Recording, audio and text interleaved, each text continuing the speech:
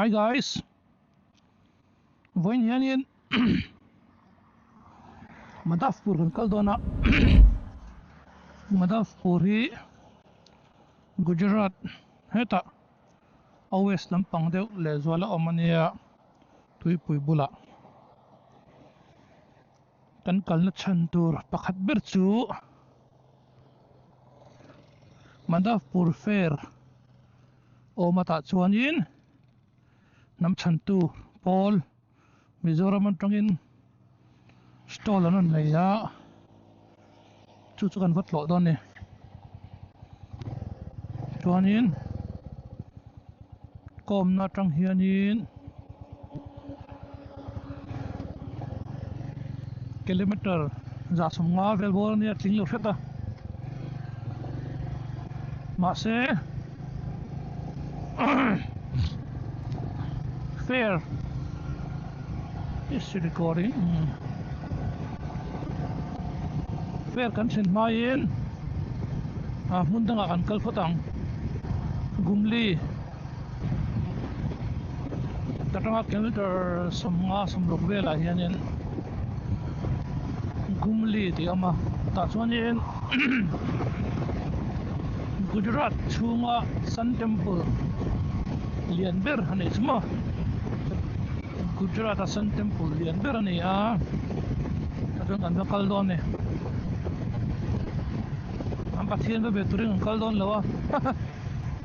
ka kalchan tu zo ka chu hadiang hil lui de tai an architecture bel te up turu the ma lungo tangan khir top ta ni trena num thamani munam enin kan ben don ne jo ni jon masa tu chu Sun Temple lian ber ni ma se chu teng lian over chu ni chuang lawa sam munam thamani chuma ka shet swalo chuanin 11th century veran siam khania an sak khania ming khanin khati lion supply khanin an hun lai poisa noi kwa mon 9 lakhs di rupees sun lo phota khati lai ka chon an poisa ming kha ka to lawa ngen soi ka kami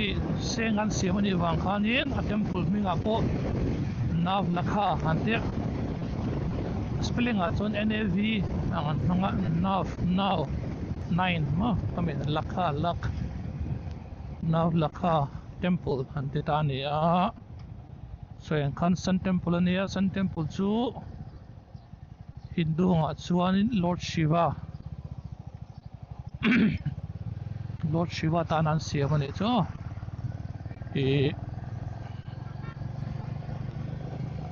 tian temple sang hianin pathian biak an pathian biak bikin nei thena khanin an va biak pol ve tok lo chu ni vai do temple khat khan chu mi pathian tan zon mi temple li chu mi pathian tan zon mi temple li ti khaum ve ne chu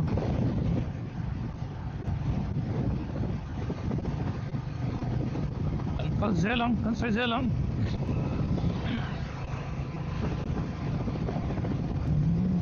chuanin bakhalle Gujarati the Lord Krishna anti ma an Lord Krishna an chuanin an mani khoves wala garachan dam tu angan ngai ve ani chu khami an Lord Krishna lalna mun pui khani lalna khwa khani mi Gujarat bum ni lo mi ka kala tu lampang deuh chi Dwarka ti lampang bel bora go chuang chuanin Hindu tan chuanin time bel bora chu poi mo takani an ngai sang khop mai ei mo deuh hian arong kal khom le lut zelang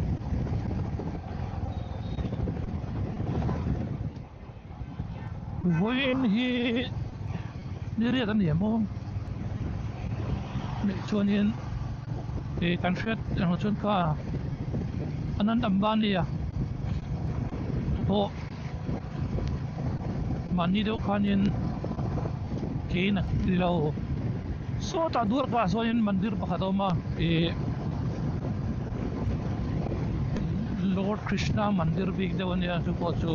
alar la mun puini bangkan chumi chu kein ankal thina a infect dana ziren eng tenga thuitang start thin ka an rau le rau lu chu ve an ma ni so khong a chon a rau de ko chu aron start na le dewa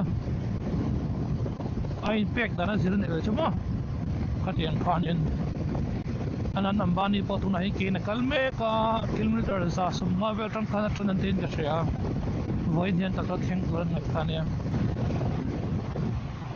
pani pon new sa ten shme the akal lak lo line a khok ko hat ka langa khanin ar ta tur ar doran pek tur kha motor khan ron pura kha ar ke changa hen an cher so ur thina chu akal chu an akal lai ka motor kha mowa an haradinga ama chen kol lo ni poi vip tan vip tun ti lawang mi ho sa ti amo ho sa ni wangin dal pui khan nei chawa kha ho khanin an ba phar den pui ta an ar shal tu zong zong ka aman dabalin le sakrak ne ja akho mai mo anan ambani hi hetiang lama hianin ain mong na sakoba somi kan me ani tunu kan kallo na opposite banga po sonin zu lian tok me siama zu de chelo rescued animals ti da khate ho via da ko mane cho mania ar leite bo zo a cho da pe don mo kata en kultur khan samsuk chu antinan abuse samchi ransa jang an abuse mo site khatiang a bit inside on an in concentrated in the khatiang ho kha le kho ma thon en kol trina suman ma boka a hun po zau tra a thona en kol trene bui wan ta mu thein la siam che lawa mi la mi poi mo de chin te chu a en dir ve zo zo trina kin de wa he an hong do nan din ka sia mi pui wat la mu te turin new sai na hom zo zo wa ha lel ve khop me an ron ti vele an hon vele a thei chuanin kal kan tumanga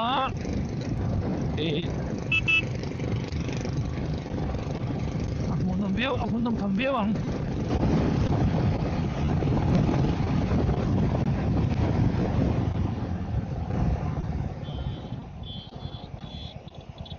pai chu kan fata school peng ani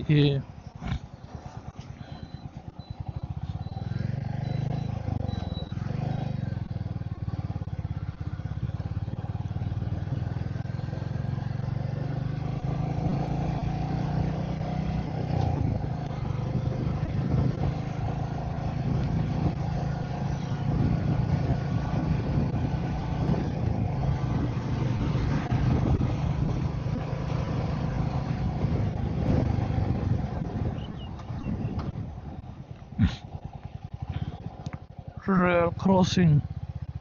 mande ko chunin heta chunin rail crossing a hianin rail on kalon kan ding thap thin kan mandewa tilari wedel tong ju sil charan ka chunin rail khan min long mak zo ka rail khan din tira motoro ha kan kal sab ani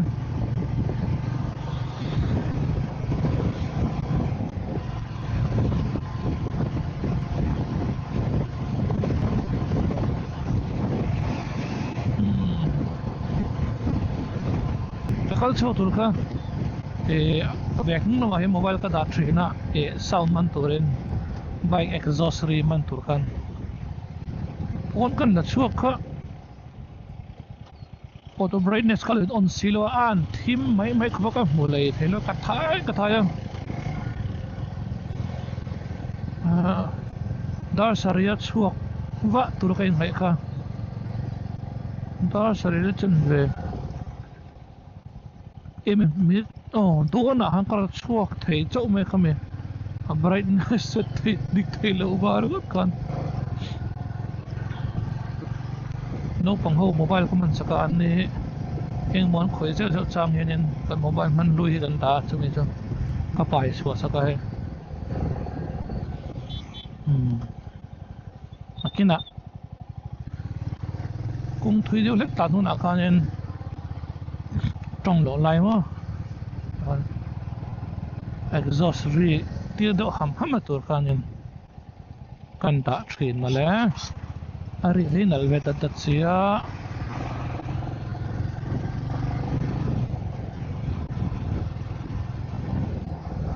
bip bip bip bip bip bip bip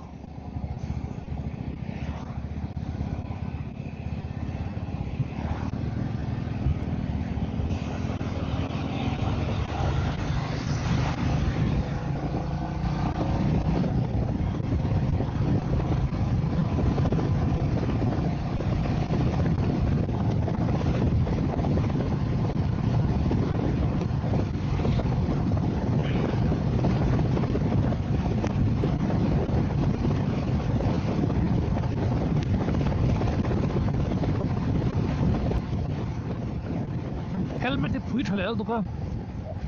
nung lam tang motor kal dri po kan thei le na thli lo tho ve bok na yo sir wa har ve he chu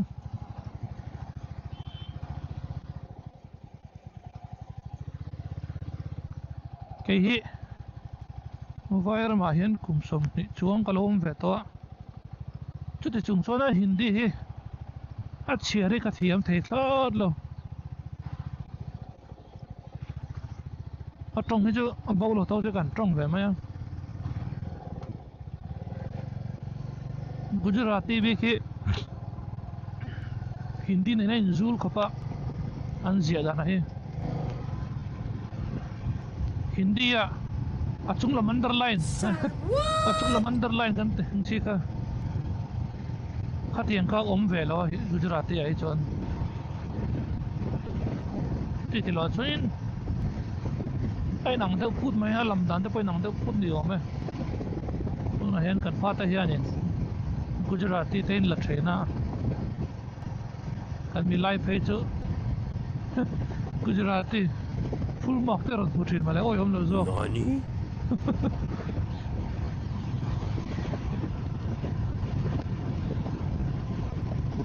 wait trip to kana soi kim lo tak kan plan dan chuan first to pa gimli kan thei hil tu chua ta chuan kan kalanga sun temple oma nav lakha te ni a sun temple a tu sun temple kan to chan tor chu thil lui ani a hmunom thang ve trim mai ba ka chu gang chon ber mai a hmunom na chan kha kan ven thun mai a an siam an sak dan ve te bon thei a hmunom a chung en tu chu kalanga ba ka Gujarata sun temple lian ber kan te kha ani a chumi to a chuanin Porbandara kan kalang Porbandara chuanin tuna tlo tur pahnih kan nei lok dewa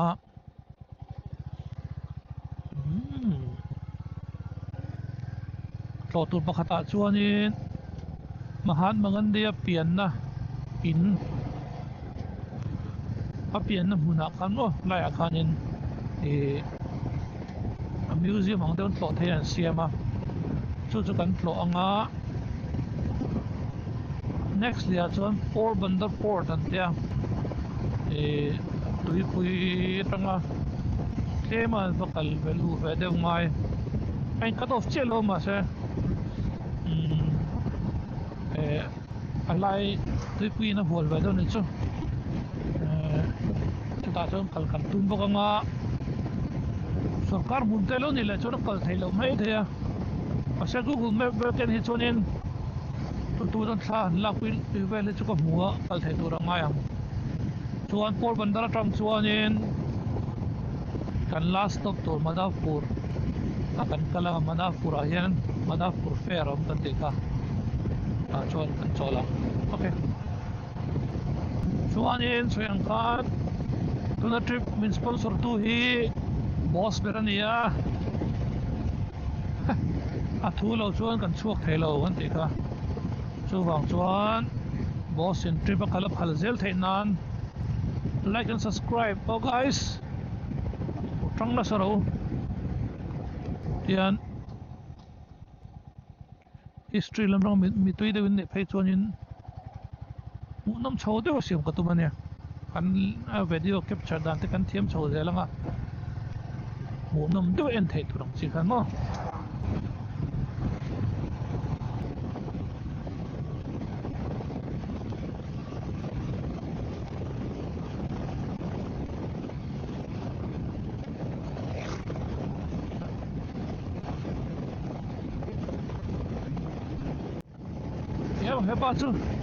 Hãy subscribe cho kênh Ghiền Mì Gõ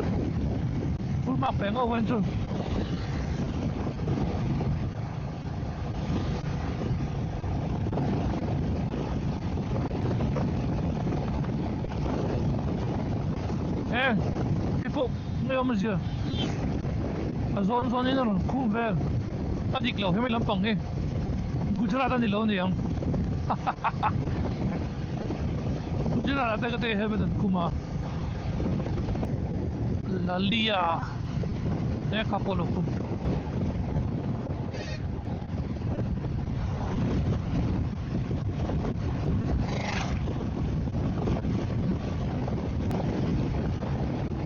kong chu changang mai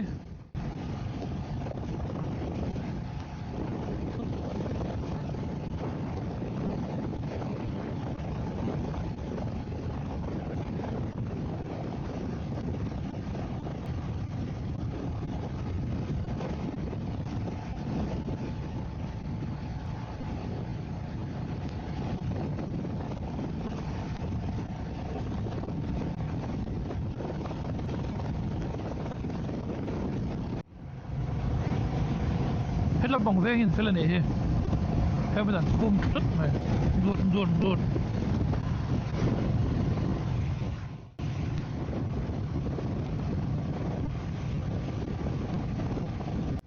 Gujarat muốn sống nào có về thôi hết tiền em helmet không phải lắm lụa rồi ôi ông lụa rồi 1% ai thêm cái gì cái mà chọn định đón lụa tất hiện farmland hi tam em mà hiện farming hi bị hậu sự tái như thế biết à khan in lo pan rồi á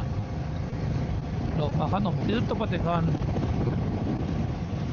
an harvest a khan ai sem then mo e ko thar chok se an lo rồi đó cả sang lo pelem levin Interaswa tu misa tu kain semang di kana intermesiam trainer ayan chin tamber chu zira nia zira zoa e badam kanti meo miso chon mungfeli groundnut ayan chin nemboka kana in chin car thak trail này cho yeah windmill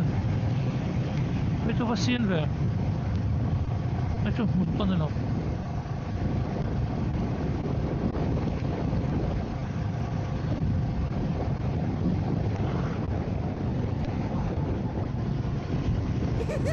cũng có rào nên nó rõ sai thật có hạt sao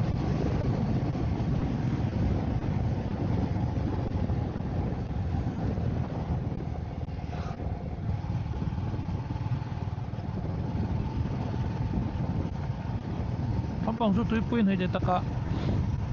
thi te tama windmill chu te chi khopang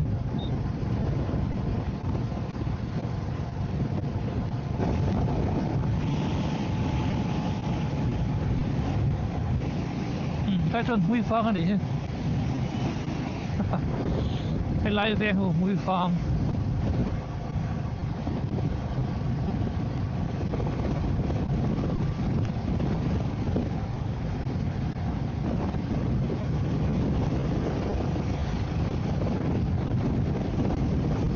headlight flash so harasar he eva ti dei hinga ya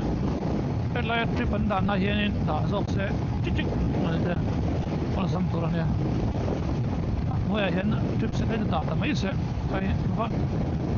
he area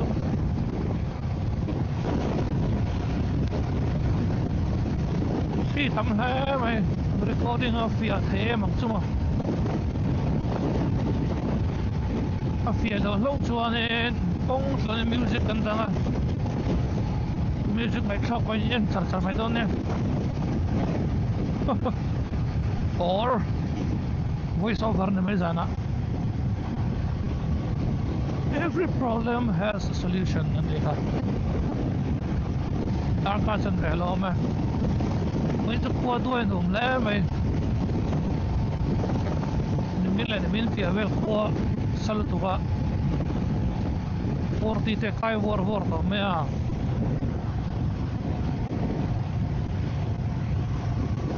nghe thì pet put thì windmill thôn này sa don này một lại rồi windmill farm tharan sim don này so at ha to te ko rung to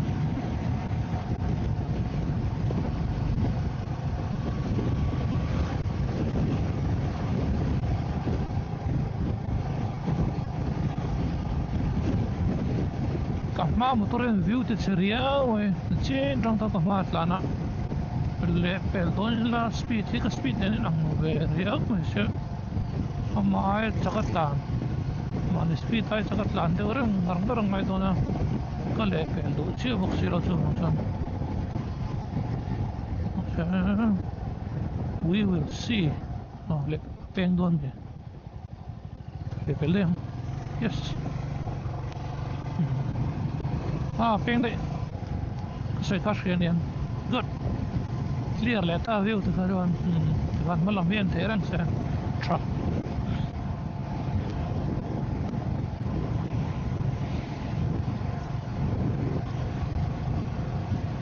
motor khal reng số nhiên cũng như là phải chuẩn bị side pack side reng là tu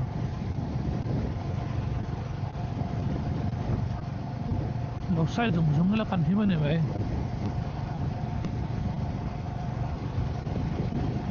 ông chụp lệ thì về là chọn thu sản người ta sẽ vài là phải chọn gì vài là phải chọn mà như thế nào por view là uy cho bera nên suy phải là thấy xí luôn á buổi sao ví dụ tóm tóc buổi nè vài là mà cần ông mani ram chua san hin mo mi dang ram kan lokala mani ve kan ko sak ang phat ko sak le hi kan tum mai thina hi athalo payroll rothar te mo no pang te school cho metric an pass so ne college san so in lak men vel hun nai mo đến mấy chiếc bọn này xe in chạy đá để bọn lâu in lâu in chạy u lúc hun light mấy tiếng đủ hun light mà có tiền về đây nè vài trăm ha nó mà như vậy ang remin mà đi khuang remin gan cost trainer cái tiền như chú cần sim tụi cứ là tra cần sim chầu biếu to à mà xe ada rẻ mắc thì phải cho nhiều là anh giờ tiếc xe là ngay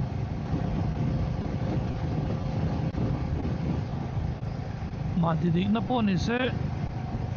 mỗi chỗ thiềm khang ngay này cái chỗ Christian này point này về à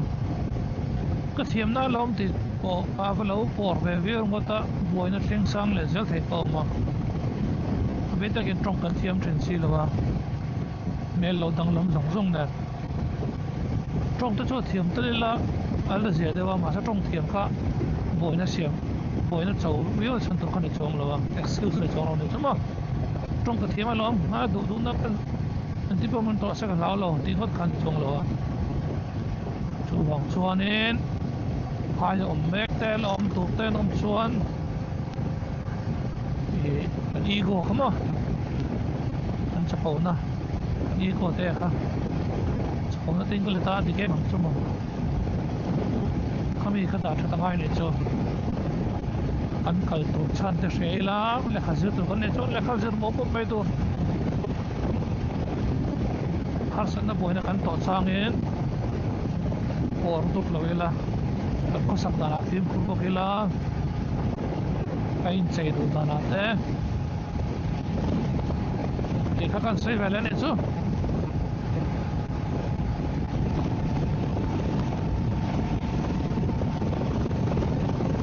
yo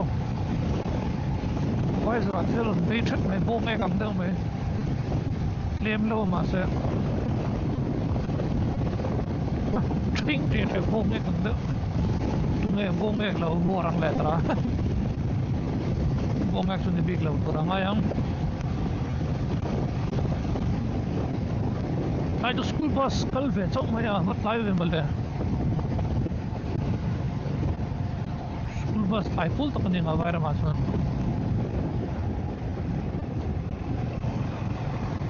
school in kal mà ăn trăn mà thấy ya Dare guidance school on Tranva.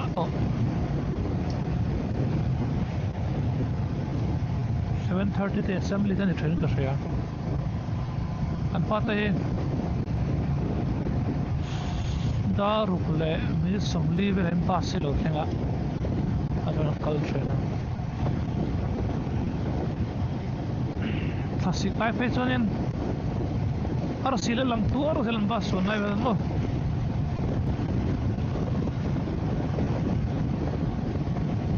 Dar ni vela no thleng le ma se an bang ma le in lam dang dar khat le chale ba ten banga an pola biak dewan ni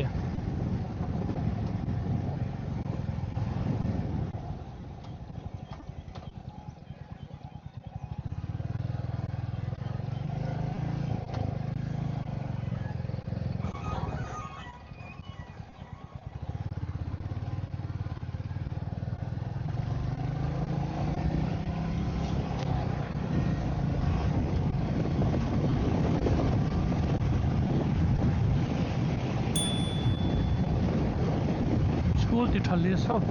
an class thì thali sau này ha thì khám bel đeo trát để vào mà rồi metric à ten to per temo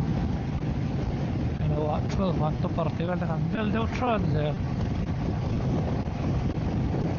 Mizoram mà khen thì bé hơn có sao không anh giặc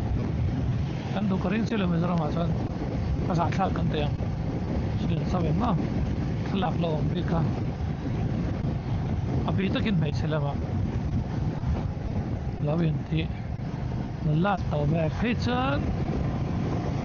boat असला लो लंग दे को ये पौनी लगा दूसरी लो मैं को थियने फदो लो लंग फलो वे चे जे लंग के चल यो driver atau ke pun ada orang dak cowok ke dalam dah.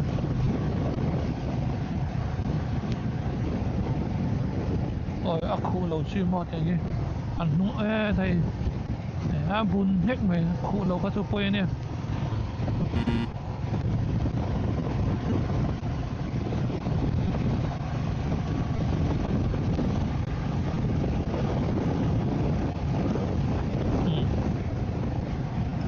Thì ta lẽ tạo phản nốt lan sớm có bằng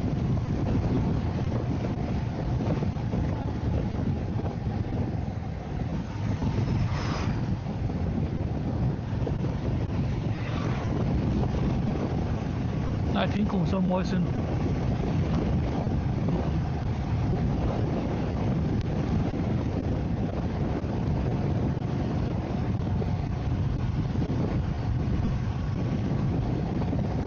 na hun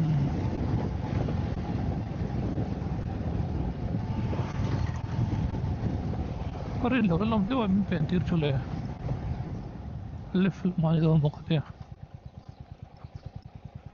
right thì đấy chỗ lệ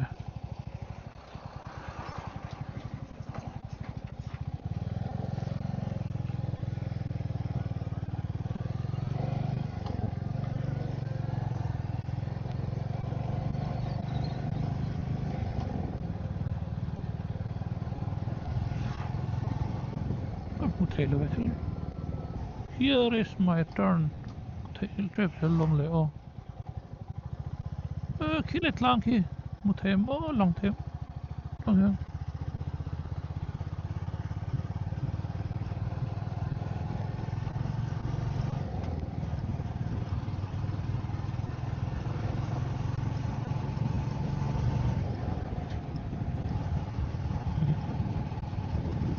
khăn lang số lòng thế nhé cơ lo ông về nhé để kể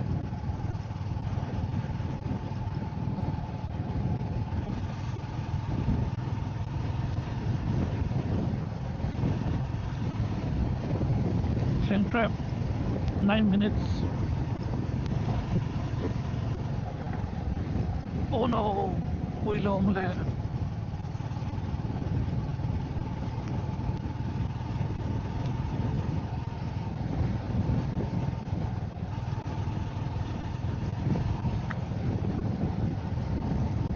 tuần lại trong Manipur à ui ashi lệ ngân tibi dan ladok tan ladok in rabies kan kai ve chuan in chiu vat tu in chiu vat lo chuan in a symptom za chhuam ma in kami rabies symptom chhuam ma in chiu vat lo chuan in a symptom za ran chhuam nuwa in chan thei to lo thi nge nge ni mai tan ladok chuan in mani ui pot ni se min ti pil electronin an hain lo min ti pil electronin injection pop mai tur poi rek rek lo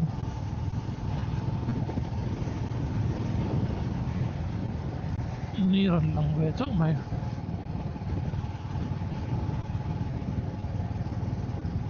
moi le me la jo view thì mà đâu thà là tiền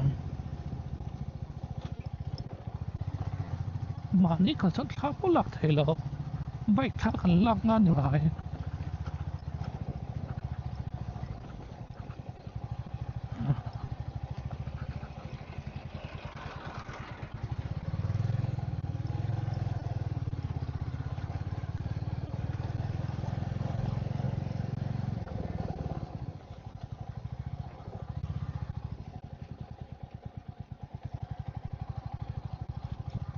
Google con hiện thì mình làm bao nhiêu rồi nó bỏ té đấy mấy con cả mình bỏ cái gì lên đâu lắm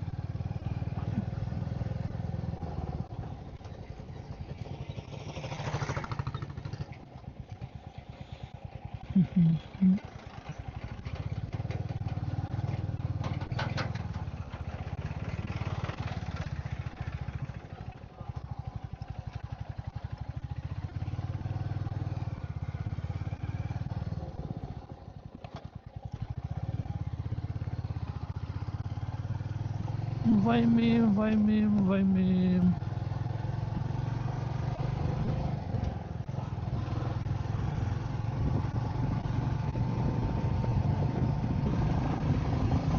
Centre 5 minutes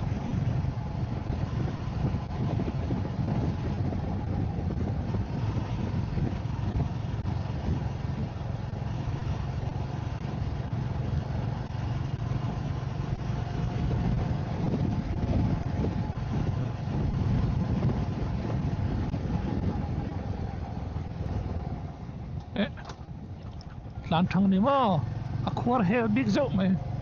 ke kalo mureng reng ne em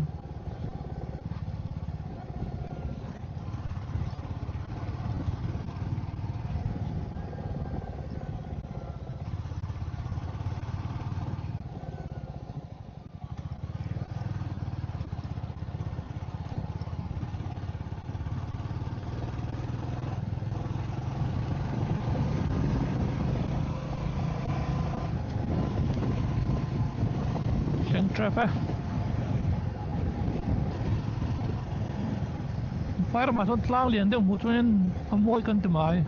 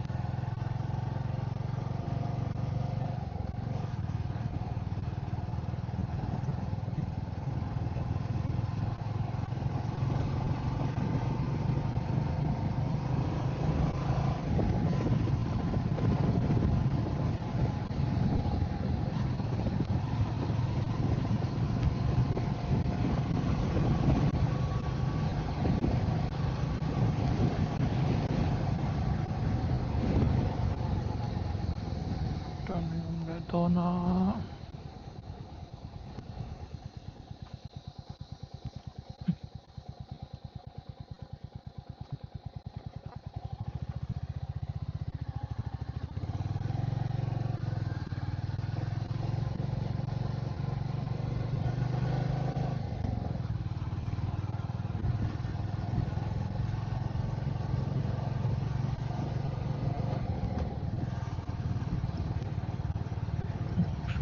so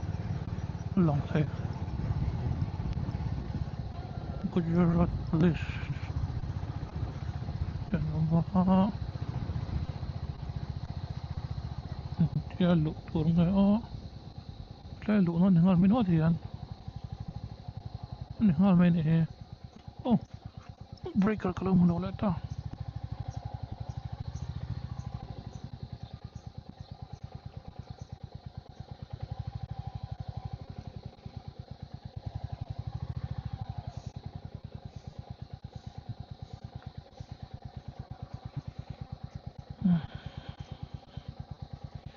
oh so no ذكرى ولا سمع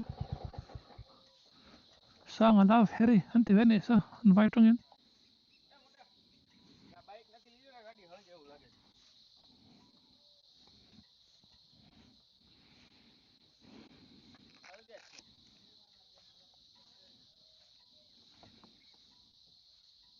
इतना गर्म हो गया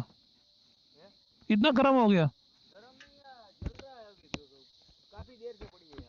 क्या हो गया ऐसा क्यों धुआं निकल रहा है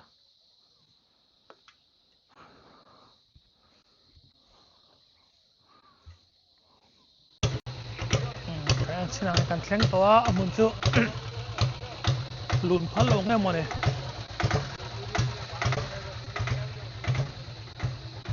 entrance दे क्या भाई अबे अंदर जा नहीं सकते क्या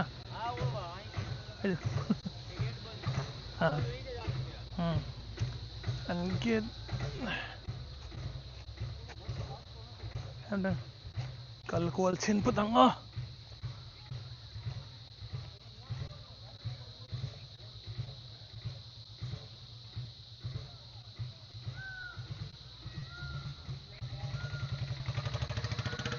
ko lang chin lang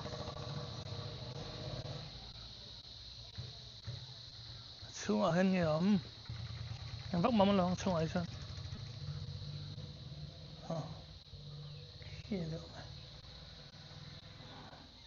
bai khalai khan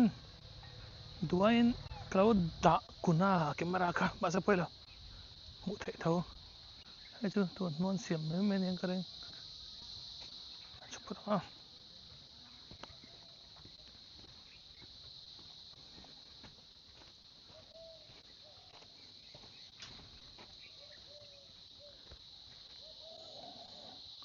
lại thỉnh công chu upatong chu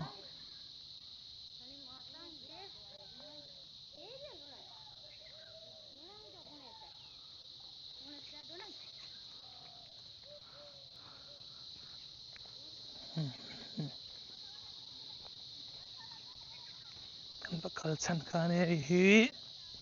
an soyang khane 11th century velan sak to nia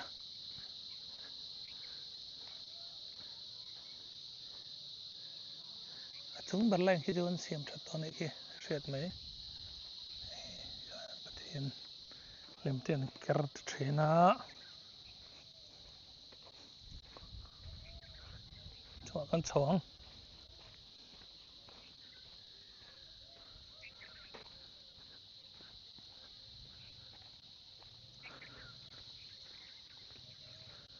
dulu kira hay chứ cái măng mấy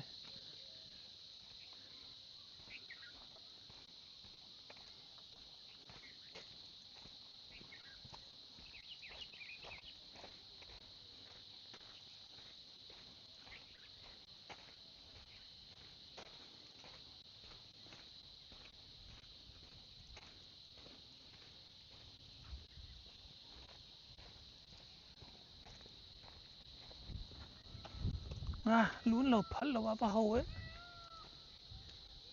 còn nó là lần này vào hậu về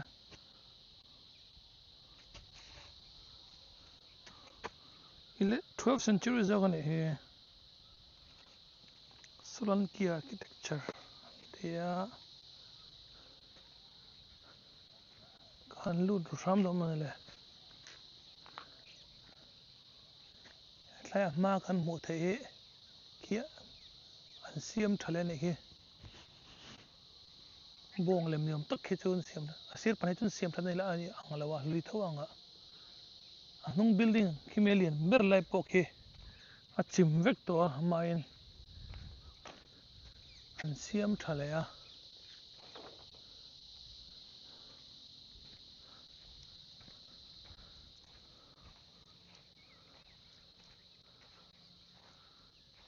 hatiang temple vela chan kalisa temple aurangabad nem kho khala kha bon khop mai kha kha labang chu khol thelo piklu tu kal men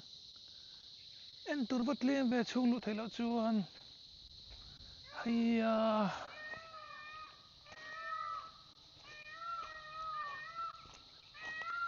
aro ne chu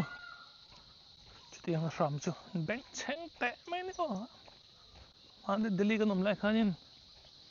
kan nabul han tam lu tu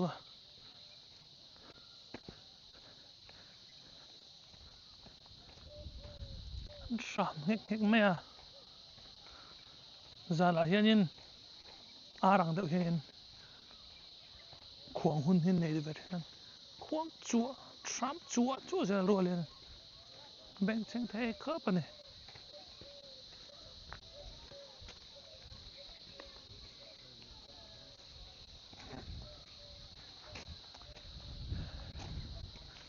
next stop chuanin Porbandar kan kalang lang the mo ki thang em mengo te kan ki an kerneu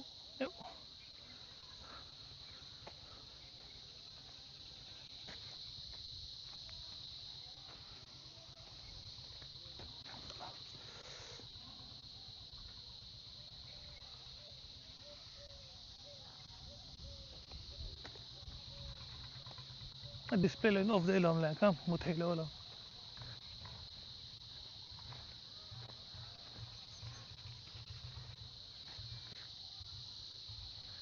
le kal le ang ve khat